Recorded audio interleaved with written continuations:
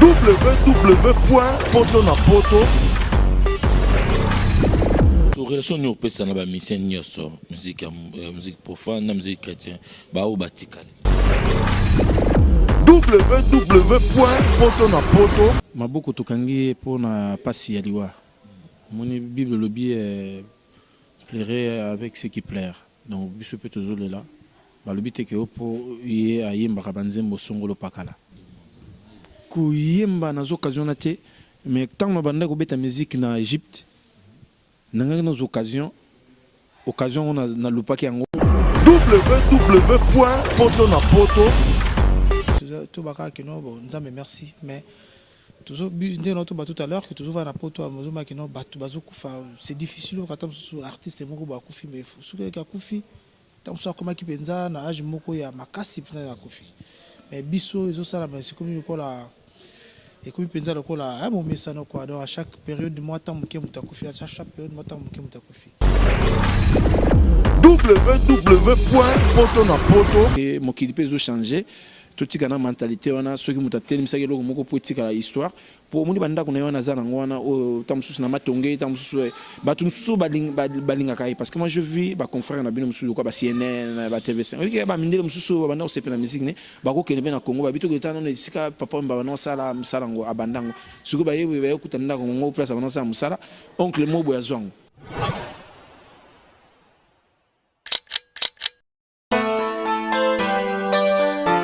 Lovelyz. Lovelyz. La salle Lovelyz vous accueille dans un cadre exceptionnel.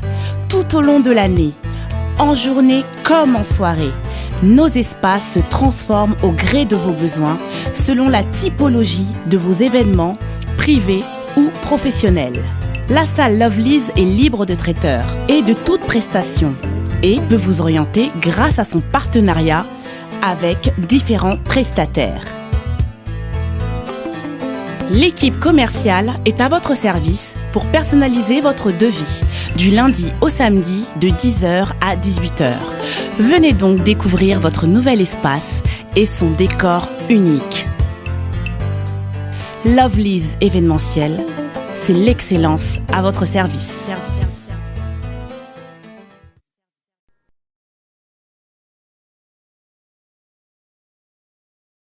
Si nous toujours dans la église, toujours côté à poto le kaba mission chrétien au bazar prêt pour nous roloba pour nous coller là. Papa oui mandé ba bengi biso to côté dans la église, to sono ba image au nyof ba mission chrétien tout ba dans la prière koloba ba loba toujours ainsi bino toujours na bosante bela dinganga toujours ba image pour papa wemba na bosante Arnold Vuma partenariat na ngai Congo dirani za la toujours les ba au bazolela mima wetu na rat na Londres. Les meilleurs réalisateurs, on a ma caméra, Alpha Gofa image sage, babi toujours, tout le cas image, tout le cas monsieur chrétien, pour baloba, un petit mot par rapport à Papa Wemba. Nous toujours nos monsieur chrétien, au bassin là, toujours monsieur Nzambe na Kimi, peine Robang Nzambe, toujours notre frère Thaïs, toujours notre frère Paul. Et j'ai mis moi au dos, n'ingizala kaka, Nzamba chaïda na Mokongo. Amimara Nzambe na Mokongo. Toujours dans frère Thaïs, nous toujours dans 4 Nabino. Bonsoir. Bonsoir. Poto na poto. Bonne Nzamba zo sala grâce donc to lamuki to komi na poko oyo to komi Nzambe. Pour les autres zo la ba mingi ba ki entre autres grand frère Bokulaka. Donc c'est vraiment ça comme passé. Mais bon, biso tout ça quand même na bon moyen encore. Donc il y a encore tout ça. Merci beaucoup tous. Il y a vraiment bonne nuit frère. Vraiment qui mezali nzamba zo batela pas zo songa. Dodo. Ndenge monika ka kolongono ka ndenge makomelo bi kola la kola mukeza habitude te. Nzamba songi et on monike on est en famille. Na likambo ko komeli biso ya pasi ya kufa to perdre moko ya biso papa Shungu et on monique biso peu côté artiste chrétien toujours kanisa toujours les la paix na côté na biso quoi. Merci beaucoup na frère Thaïs pe na roya na yo frère Thaïs le papa Wemba atiki biso un petit mot na yo relation na yo na Papa Wemba ezalaki ndenge. Bon, d'accord, bah, c'est vrai que les autres, ça n'a pas si pour. Ata batu bakufa na mboka na biso quand même batu bakufa ebele. Moni, tozova na mboka mundela tozomona rarement que mona batu bakufa lokola biso nde tokufaka.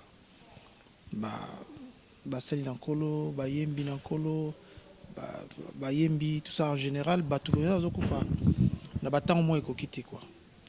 Et bon, tokobani tout baka que non, bon, nzambe merci, mais toujours tout à l'heure que toujours va na poto à mozoma que non batu bazokufa c'est difficile quand on artiste moko bakufi mais suka ka kufi tant ça comme qui penza na âge moko ya makasi pena kufi mais biso ezo sala mais c'est comme ko la et comme penza ko la a mo mesano quoi donc à chaque période de mois tant muke mutakufi à chaque période mois tant muke mutakufi non mais bon ça vieux oyo tokoli na musique na bango tant quand on était petit donc c'est ça les étaient potes comme ko samba tout ça l'hypocrisie non baza bato yo ba accompagner ba vie na biso presque tant to ki bana mike to karabanze mo na bango to yemba to ko sakala banze mo na bango ti bazo kola ti voilà to koti na makambo ya musique to yembela kolo mais ce sont des grands frères au baza kat na biso qui non bazo ça l'appelle le kumu ya mboka par-ci par-là donc vraiment ça m'a mingi ça vraiment m'a mingi bon les lots événements et quoi il y a brusquement encore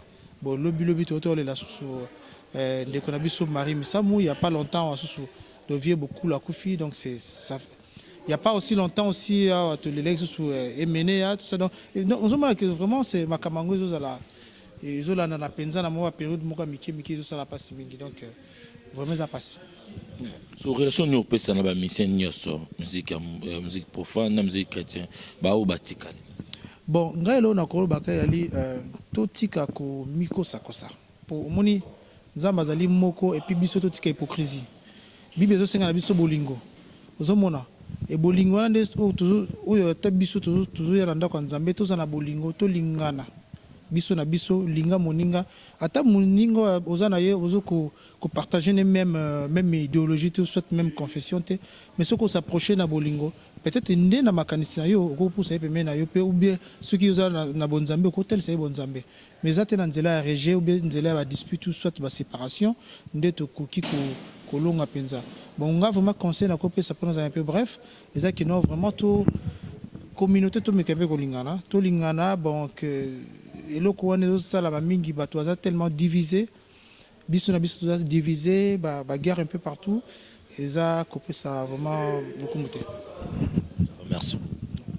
Vous appelez frère Paul Boninzo.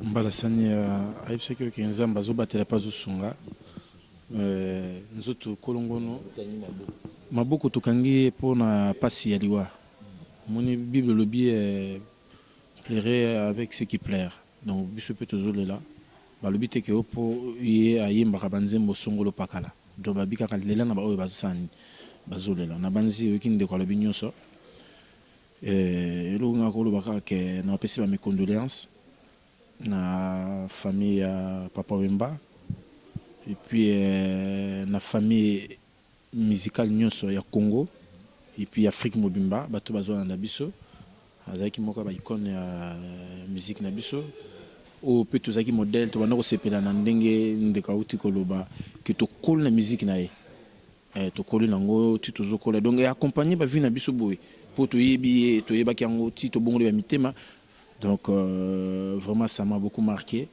et puis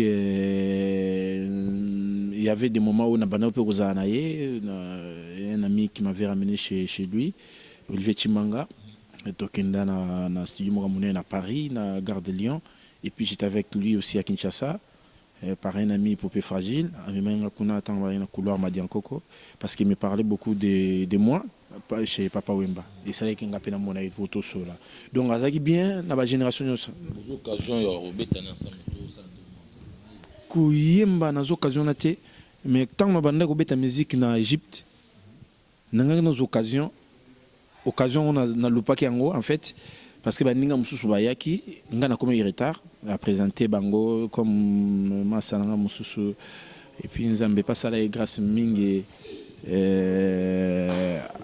à vivre quand même peu menaye hein donc Tripasson na banzi un grand événement mo na njili tout ça na bato bayebi na école et agriculture tout ça. Donc na zo occasion te mais na zo occasion oza na kaka mais sur scène toujours une occasion na te. Mais le cas reconnaître quand même que il y a aussi des frères, c'est bien.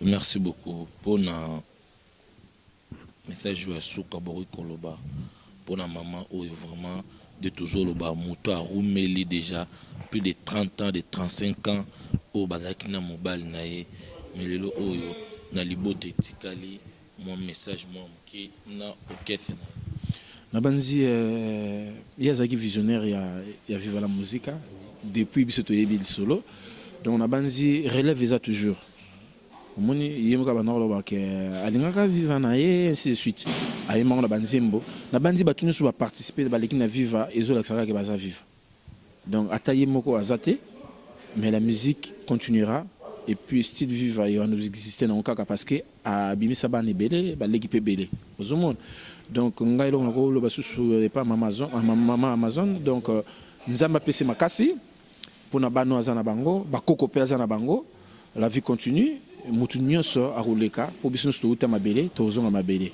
ozomona donc ba famille pe o bazali bolingo ezala po ezate ke ndenge ezala kaka soki ye moko akei bato pe bakomo wela ba biloko surtout wana ezaka makasi kote na biso ko wela ba biloko soki eza biloko ya bana donc soki eza biloko ya viva etikali kaka ya viva donc c'est comme ça que je peux dire parce que mokili pe zo changer tout tika na mentalité wana soki mutateli misaki loko moko po tika la histoire pour moni banda ko na wana zana ngwana o tamsusu na matonge tamsusu batu nsu balinga kai parce que moi je vis ba confrère na bino mususu ko ba CNN ba TV5 ok ba mindele mususu banda ko sepe na musique ne ba ko kele na Congo ba bito ko tana na sika papa mba na sala msalango abandango suko ba yewe ba kutanda ko ngo place ba na sala musala oncle mobo ya zwango et puis akomisa muta muselo mo motekeza na sens te mundele atika ba archive potoye ba l'histoire ya lobby.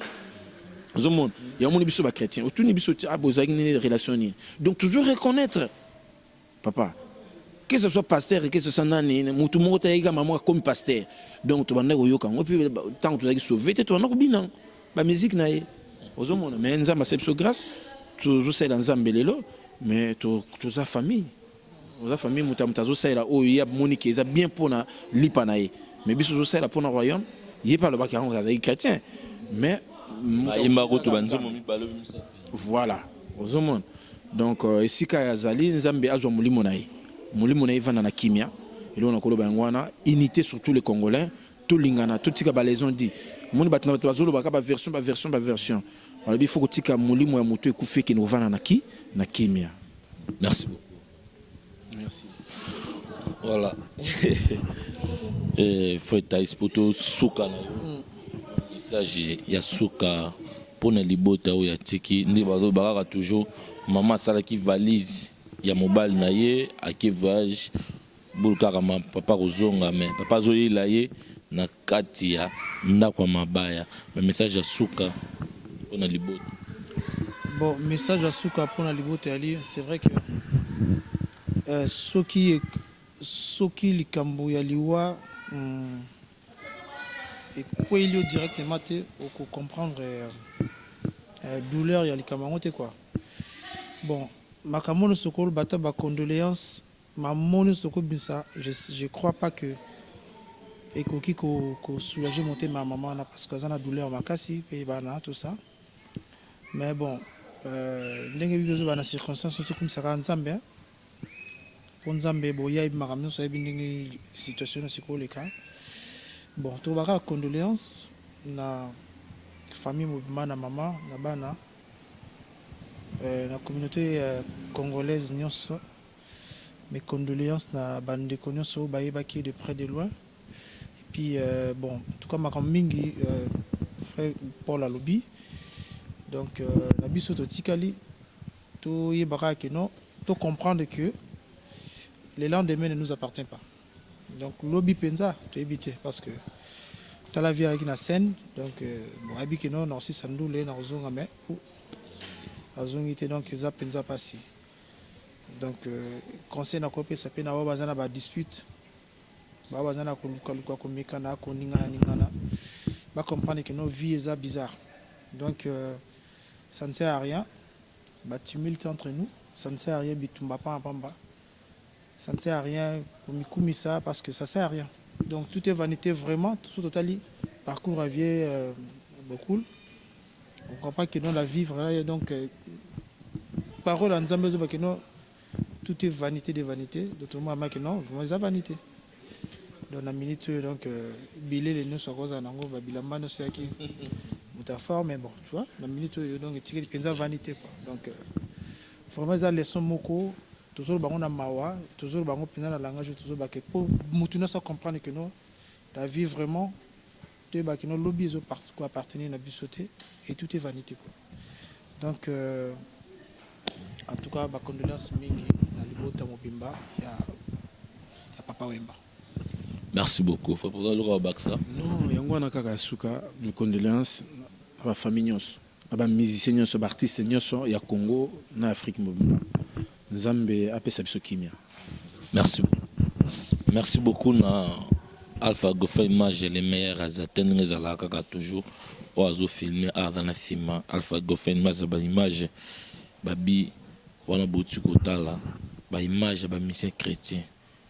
Ba mission chrétien à Paris ndé bazolela Papa Wemba obalaki nango ba message ya koloba ba lobby merci toujours na partenariat na ngai avec Arnaud Vouma Congo Direct ningizala kaka toujours merci beaucoup na studio na biso moko merci média Junior Kadia Bakadia ningizala toujours merci moto toujours continue toujours na ba mission chrétien oyo bazana na bosante bela dinganga na kati na Londres ipazolela Papa Wemba toujours sala kaka ba recherche na mima wetu ningizala kaka toujours pour la sabino ke ba mission chrétien ndenge nini bazolela Papa Wemba merci.